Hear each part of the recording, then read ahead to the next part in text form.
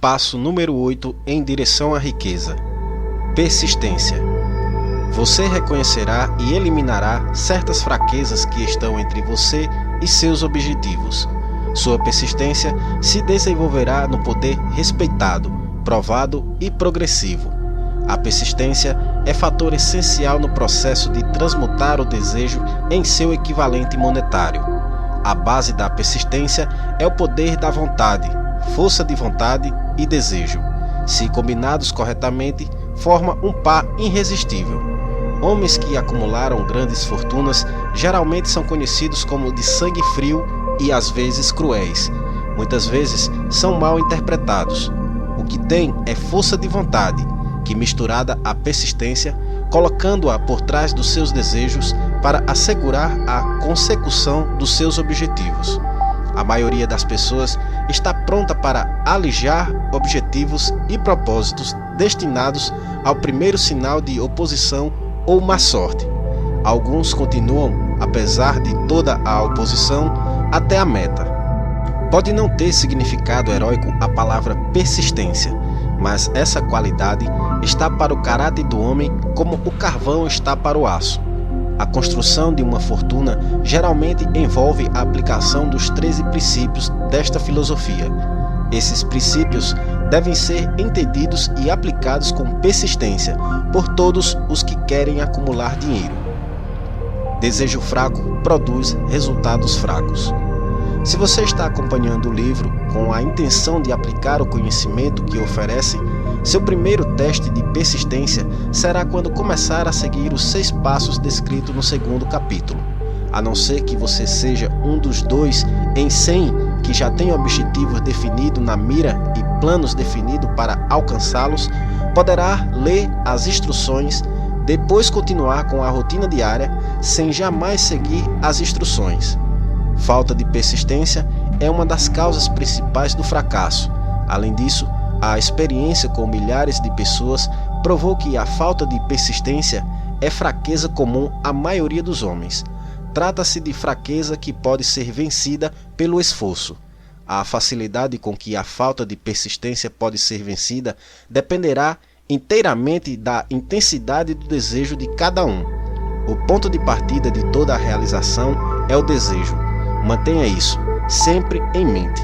Desejos fracos produzem resultados fracos, assim como pequena quantidade de fogo produz pequena quantidade de calor. Se você achar que lhe falta persistência, essa fraqueza pode ser remediada ateando fogo mais forte aos seus desejos. Continue a ler até o fim. Depois volte ao capítulo do desejo e comece imediatamente a seguir as instruções dadas com relação aos 6 passos.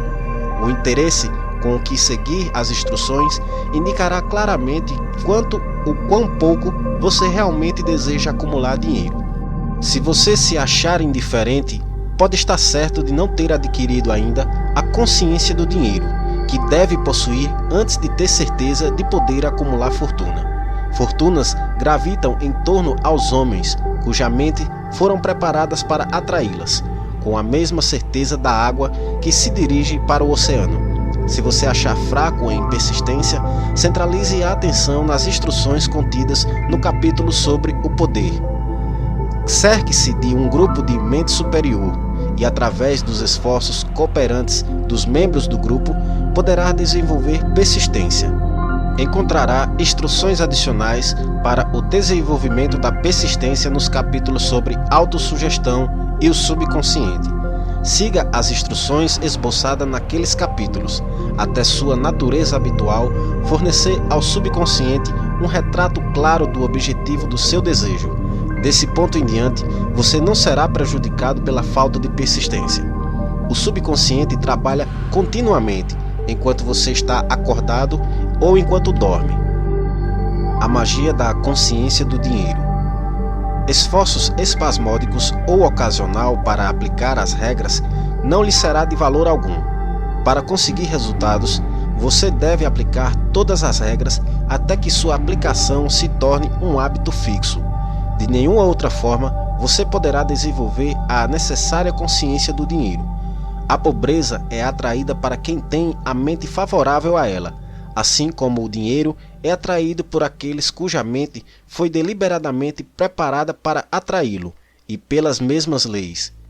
A consciência da pobreza apossaciar voluntariamente da mente que não se ocupa com a consciência do dinheiro. A consciência da pobreza se desenvolve sem aplicação consciente de hábitos favoráveis a ela. A consciência do dinheiro deve ser criada de encomenda, a não ser que se nasça com essa consciência.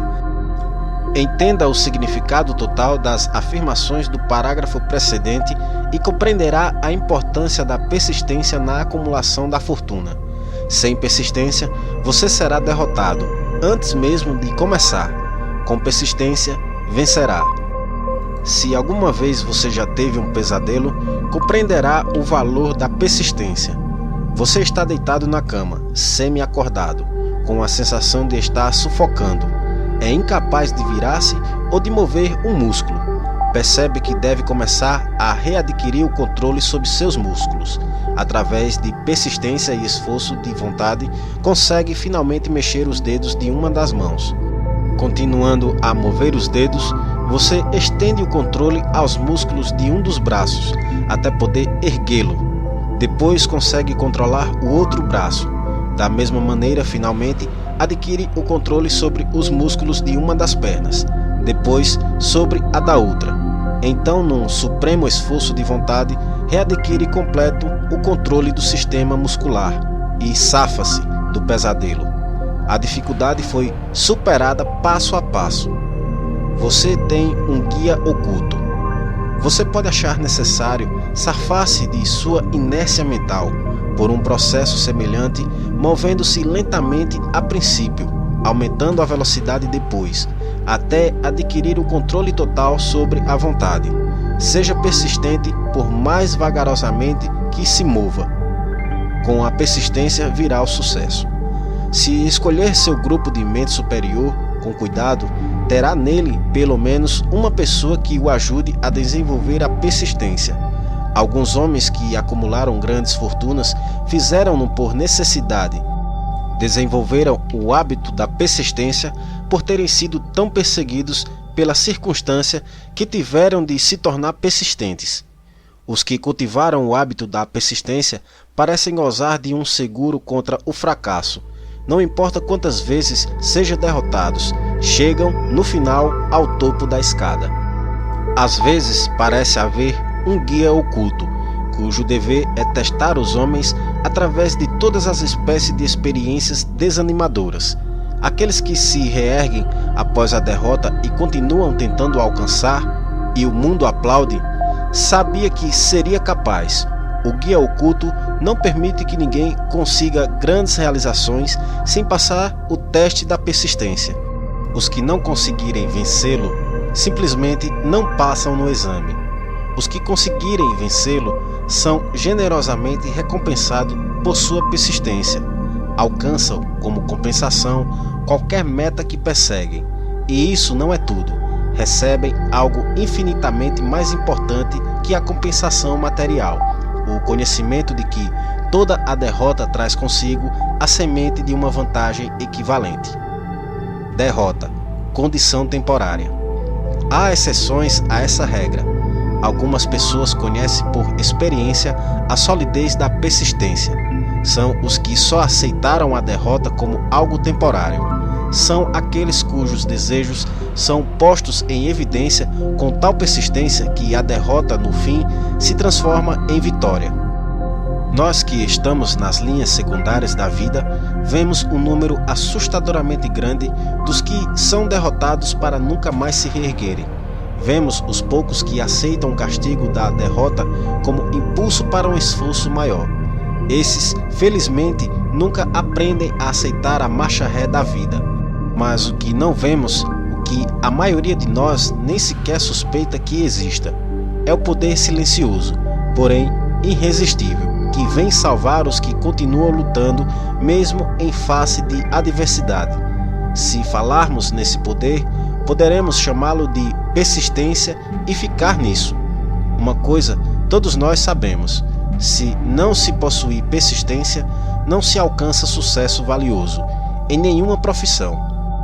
Ao escrever essas linhas, ergo os meus olhos do meu trabalho e vejo diante de mim, a menos de um quarteirão, a grande e misteriosa Broadway, cemitério de esperanças mortas.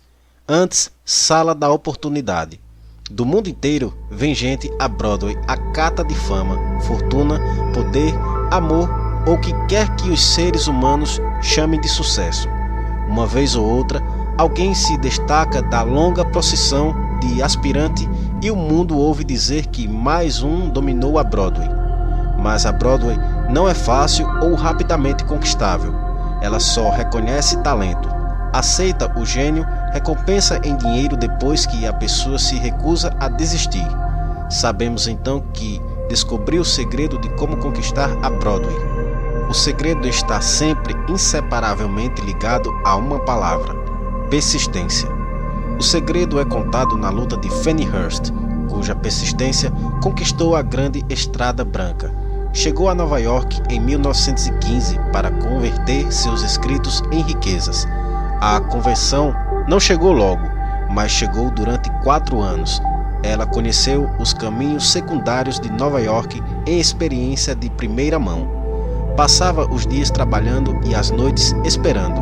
Quando a esperança se tornou fraca, ela não disse: "Está bem, Broadway, você ganhou", mas sim: "Está bem, Broadway, você pode bater alguns, mas não a mim.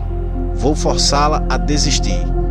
Um editor do The Saturday Evening Post enviou-lhe 36 cartões de recusa, antes que ela conseguisse quebrar o gelo e ter um conto aceito. O escritor médio, como o médio em qualquer setor da vida, teria desistido da tarefa ao chegar o primeiro cartão de recusa. Ela, porém, martelou as calçadas durante 4 anos, porque estava determinada a vencer. Depois chegou a recompensa: quebrar-se o encanto. O guia oculto testará Fannie Hurst e ela aguentará firme. Daí em diante, editores abriram caminho à sua porta. O dinheiro chegou com tal rapidez que ela mal tinha tempo de contá-lo. Logo foi descoberta pelo pessoal do cinema, e então o dinheiro não veio mais como troco miúdo, mas como inundação. Eis uma descrição sumária do que a persistência é capaz de alcançar. Fannie Hurst não é nenhuma exceção. Onde quer que homens e mulheres acumulem grandes riquezas, esteja certo de que primeiro adquiriram persistência. A Broadway dará uma xícara de café e um sanduíche a qualquer mendigo, mas exige persistência dos que procuram grandes prêmios. Kate Smith dirá amém ao ler isso.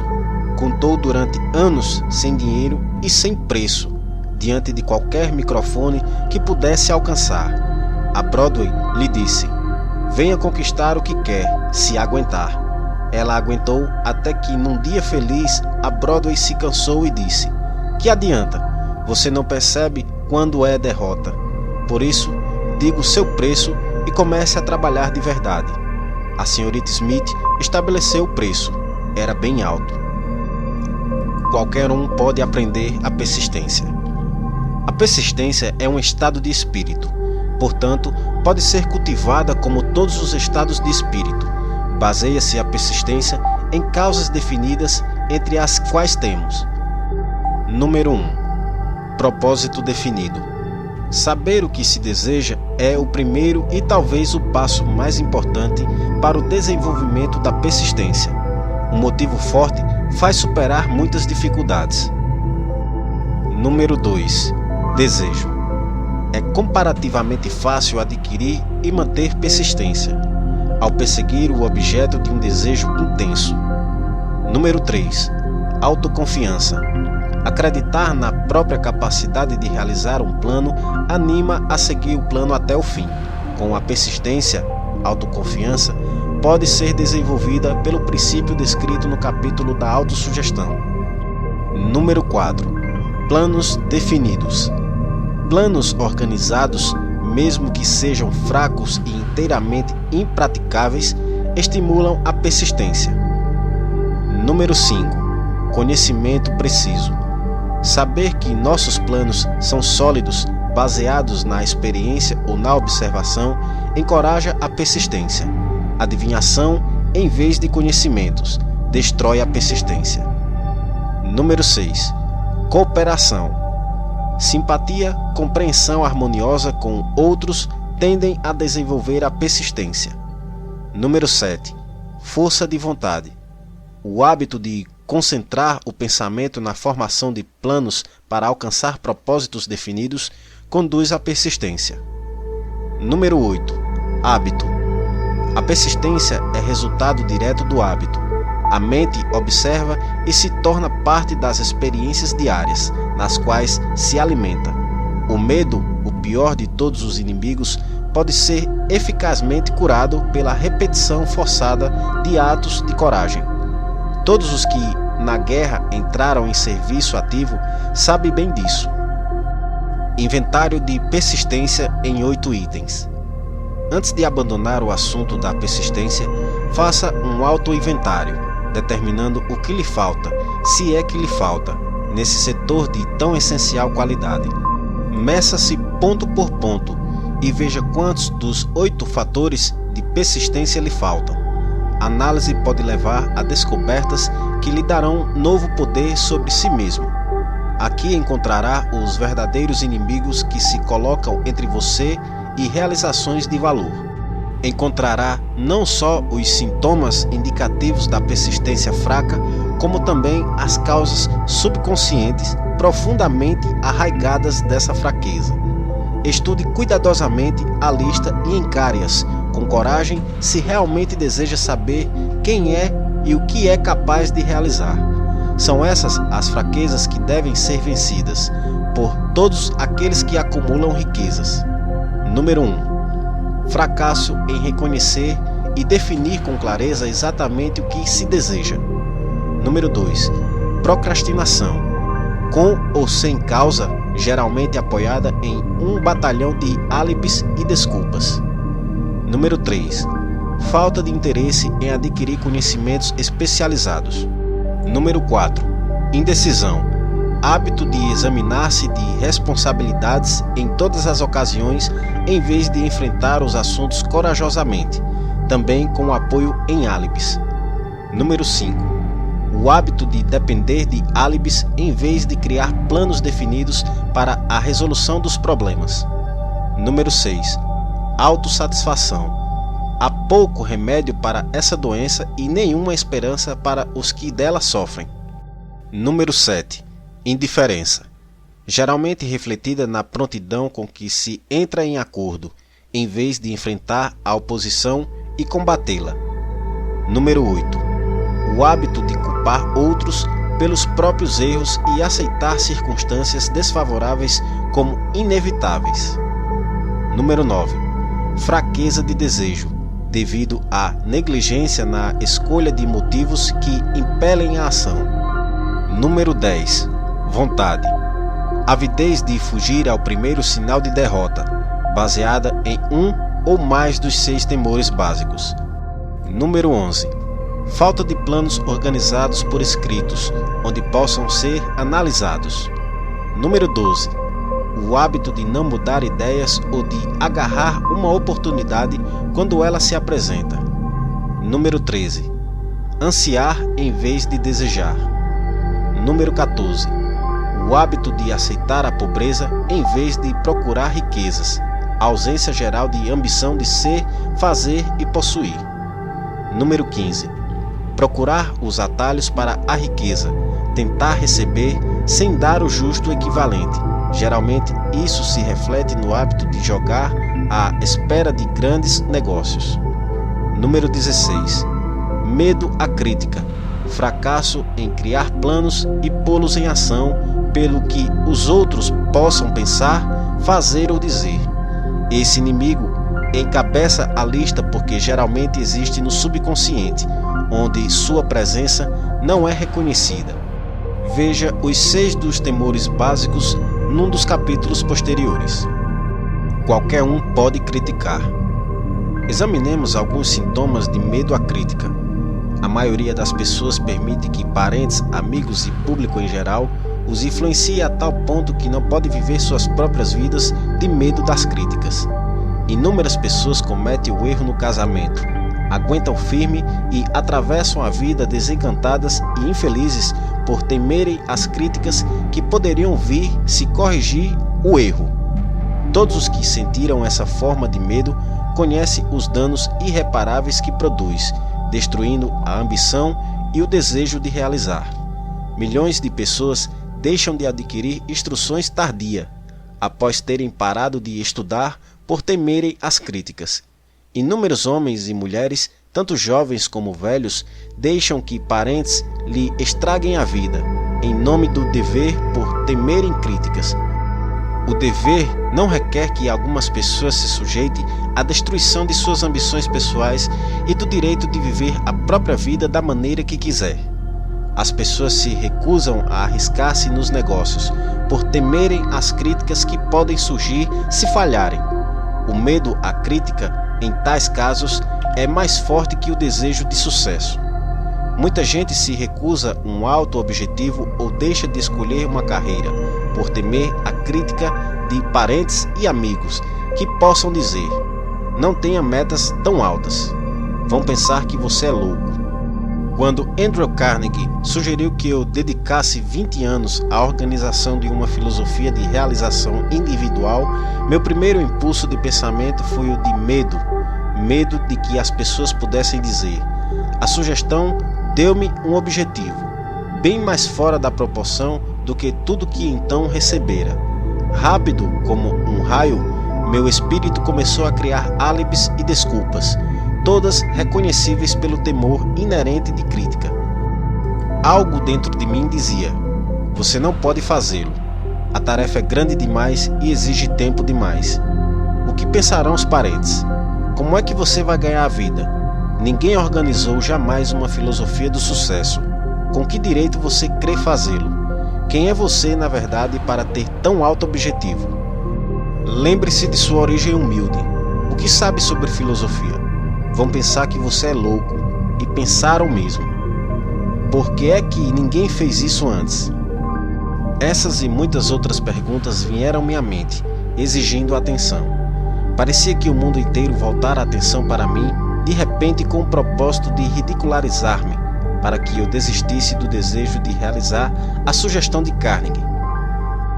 Tive uma ótima oportunidade nessa ocasião de matar toda a ambição, antes que essa pudesse dominar-me. Mais tarde na vida, depois de analisar milhares de pessoas, descobri que a maioria das ideias são natimortas e precisam ter o sopro de vida injetada nelas, através de planos definidos de ação imediata. O tempo de cultivar a ideia é o do seu nascimento. Cada minuto a mais de vida dá-lhe melhor oportunidade de sobrevivência. O medo da crítica está no fundo da destruição da maioria das ideias, que nunca alcança o estágio do planejamento e da ação. Criaram suas próprias oportunidades. Muita gente crê que o sucesso seja resultado de oportunidades favoráveis. Existe certa base para tal crença, mas os que dependem completamente da sorte ficam quase sempre decepcionados porque se esquecem de outro fator importante imprescindível para que se tenha certeza do sucesso. É o conhecimento com o qual oportunidades favoráveis podem ser feitas de encomenda. Durante a depressão, o comediante Fields perdeu todo o dinheiro e se encontrou sem renda, sem emprego e sem meios de subsistência. O vaudeville não mais existia. Estava além disso com mais de 60 anos de idade, em que muitos se consideravam velhos. Tão ansioso estava por voltar a representar que se ofereceu para trabalhar de graça num novo campo, o cinema. Além dos outros aborrecimentos, ainda caiu e machucou o pescoço. Para muitos, esse teria sido o momento de desistir e fugir. Mas Field era persistente. Sabia que se continuasse, teria oportunidades mais cedo ou mais tarde. E foi o que aconteceu. Mas não por pura sorte. Mary Dressler achou-se totalmente sem recursos, sem dinheiro e sem emprego, quando estava na casa dos 60. Também ela procurou oportunidades e teve-as. Sua experiência trouxe-lhe assombroso triunfo tarde na vida, muito além da idade em que a maioria dos homens e mulheres não mais tem ambição. Ed Cantor Perdeu o dinheiro no colapso da bolsa em 1929, mas possuía ainda persistência e coragem. Com isso, mais 2 olhos proeminente, voltou a ter uma renda de $10.000 semanais. Em verdade, com persistência, é possível continuar, mesmo sem muitas outras qualidades. A única oportunidade em que se pode ter o luxo de confiar é a oportunidade feita por nós mesmos. Essa vem da aplicação da persistência. O ponto de partida é o propósito definido. Tudo o que queria era um ao outro. Era uma vez um homem que era rei de grande império. Em seu coração, todavia, não era rei, e sim um homem solitário. Como príncipe de Gales por mais de 40 anos, foi alvo de princesas causadoras de toda a Europa, que se encontrava a seus pés. Não podia ter vida particular, e quando se tornou Eduardo VI, enfrentou um vazio pessoal dificilmente entendido por seus alegres súditos, vazio que só poderia ser preenchido pelo amor. E Wallis Simpson, 2 vezes não tendo encontrado amor, tivera a coragem de continuar a busca. Seu primeiro dever era amar. Qual a coisa mais importante do mundo? O mestre chamou-a de amor. Não regras impostas pelo homem, críticas, amargura ou calúnia. Não o casamento político, e sim o amor. Ao pensar em Wallis Simpson, pense em alguém que sabia o que queria e abalou um grande império para obtê-lo. Mulheres que se queixam de que esse mundo pertence aos homens, que as mulheres não têm oportunidades iguais de vencer, devem a si mesmas estudar cuidadosamente a vida dessa mulher em comum, que, numa idade em que a maioria das mulheres se considerava velha, conquistou o solteirão mais procurado do mundo. E Eduardo VII, será que pagou preço alto demais pelo amor da única mulher que quis? Só nos restam conjecturas, mas podemos ver a decisão. Podemos ver que a decisão teve preço, que o preço foi pago e pago abertamente. O Império Britânico deu lugar a uma nova ordem mundial. O Duque de Windsor e sua mulher reconciliaram-se finalmente com a família real. Sua história de amor, de persistência, de um preço pago e amor triunfante parece pertencer à época longínqua. Mas devemos lembrar-nos de que os dois procuraram o maior tesouro do mundo e exigiram-no. Examine as primeiras 100 pessoas que encontrar, pergunte-lhe o que mais querem na vida e 98 não serão capazes de dizê-lo. Se os apertar por resposta, alguns dirão segurança, muitos dirão dinheiro, outros felicidade, outros ainda fama e poder. Alguns poderão dizer reconhecimento social, vida fácil, capacidade de cantar, dançar ou escrever, mas nenhum será capaz de definir os termos ou dar a menor indicação de um plano pelo qual espera alcançar os desejos vagamente formulados. Riquezas não reagem a desejos, só reagem a planos definidos, apoiados em desejos definidos, através de constante persistência. 4 passos para a persistência. Há 4 passos simples que conduzem ao hábito da persistência. Não exige grande quantidade de inteligência, nem quantidade especial de instrução. Exige pouco tempo ou esforço. Os passos necessários são: número 1. Propósito definido, apoiado por um desejo ardente de realização. Número 2. Plano definido, expresso em ação contínua. Número 3. Mente hermeticamente fechada contra quaisquer influência negativa ou desanimadora, incluindo sugestões negativas de parentes, amigos e conhecidos. Número 4. Aliança amistosa com uma ou mais pessoas, que nos encorajem a seguir tanto o plano como o propósito.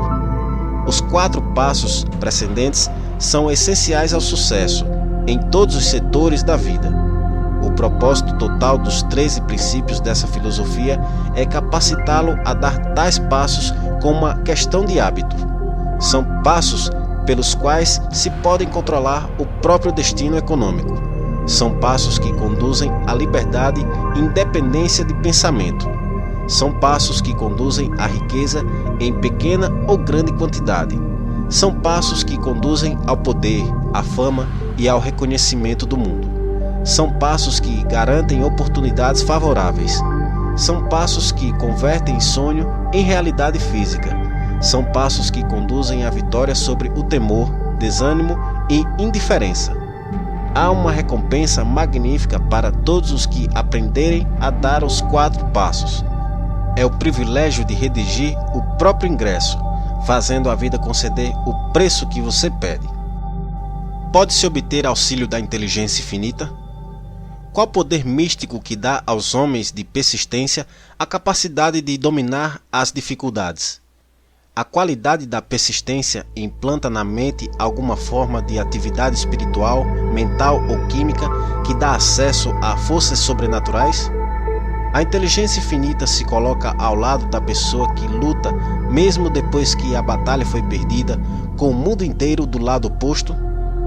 Essa e muitas outras perguntas similares surgiram-me na mente ao observar homens como Henry Ford, que começou do nada e construiu um império industrial de vasta proporção, com pouco mais no início que a persistência.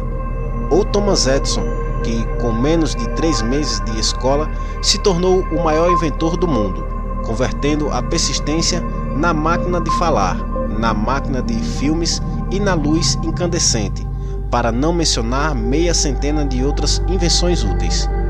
Tive o feliz privilégio de analisar tanto Edison como Ford ano após ano, num longo período de anos.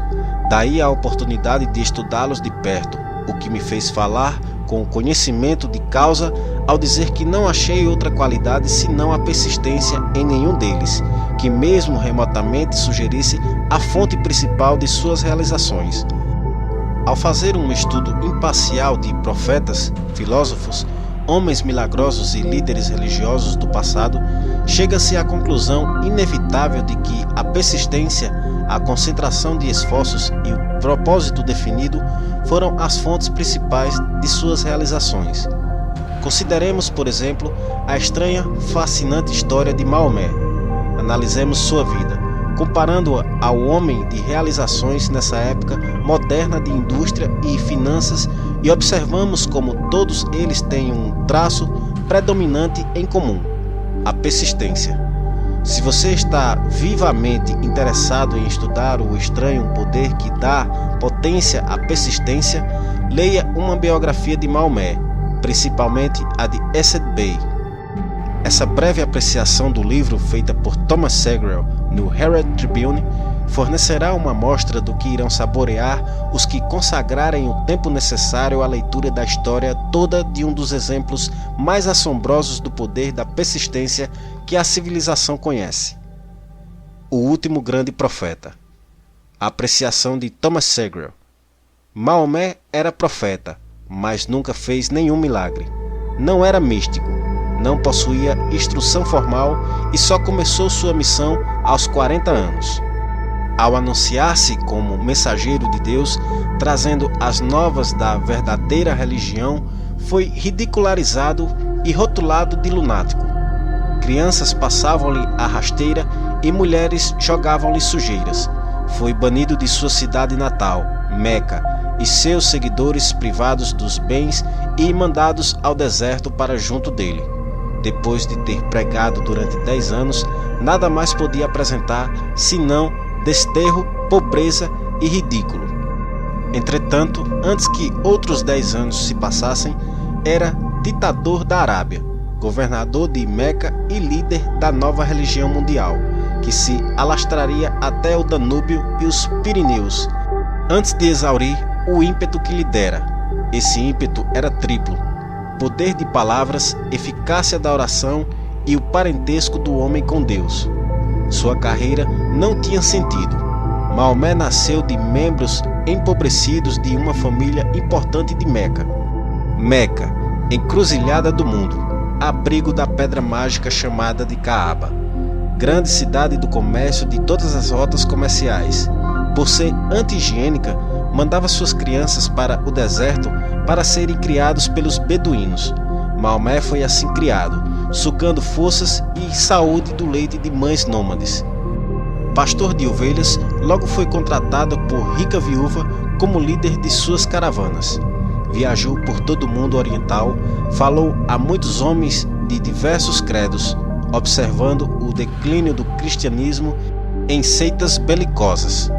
Quando completou 28 anos, Khadija, a viúva, viu com bons olhos e se casou com ele. O pai dela teria objetado a tal casamento, por isso ela o embebedou e segurou-o enquanto ele dava a bênção paterna. Nos 12 anos seguintes, Maomé viveu como comerciante rico, respeitado e muito sagaz. Depois começou a vaguear pelo deserto, retornando um dia com o primeiro verso do Corão, e disse a Khadija que o arcanjo Gabriel lhe aparecera dizendo que lhe cabia ser mensageiro de Deus.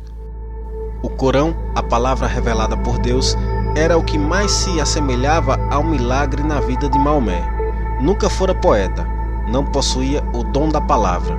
Contudo, os versos do Corão, quando os recebia e os recitava aos fiéis, eram melhores que quaisquer versos produzidos pelos poetas profissionais das tribos.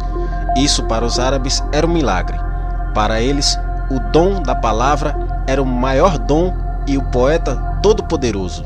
Além disso, o Corão dizia que todos os homens eram iguais perante a Deus e que o mundo deveria ser um Estado democrático, o Islã. Foi essa heresia política, mas o desejo de Maomé de destruir os 360 ídolos do pátio da Caaba quase causaram seu banimento. Os ídolos traziam as tribos do deserto a Meca, o que significava negócios. Por isso, o comerciante de Meca, os capitalistas dos quais Maomé fizera parte, caíram sobre ele.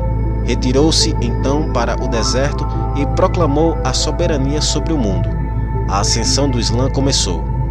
Do deserto veio a chama que não mais se extinguiria, um exército democrático, lutando como uma unidade só e preparado a morrer sem pestanejar. Maomé convidara judeus e cristãos a unir-se a ele, pois não estava criando uma nova religião. Chamava a todos os que acreditavam no único Deus, para que se unissem numa única fé. Tivessem os judeus e cristãos aceito seu convite, o Islã teria conquistado o mundo. Não o fizeram, nem sequer aceitaram a inovação de Maomé, de uma guerra mais humana. Quando o exército do profeta entraram em Jerusalém, ninguém foi morto por causa da fé professada. Séculos depois, quando os cruzados entraram na cidade, nenhum homem, mulher ou criança muçulmana foi poupada. Os cristãos só aceitaram uma ideia muçulmana, o lugar de estudo, a universidade. Pontos a fixar. A persistência transforma o caráter como o carbono modifica o ferro quebradiço em aço invencível. Com persistência, você desenvolverá um quociente mágico de consciência de dinheiro, enquanto o subconsciente está em atividade constante para obter-lhe o dinheiro que deseja. Um inventário de persistência em 8 itens mostra-lhe onde criar persistência dentro de si mesmo. 8 áreas de treinamento especial fornecem alvos precisos para a sua persistência. Maomé e outros nos mostram como a persistência muda o curso da história. 4 passos simples conduzem ao hábito da persistência, quebrando também quaisquer influências negativas ou desanimadoras que possam tê-lo afetados até agora. Observe onde as coisas vão mal e verá como o mal acaba indo embora.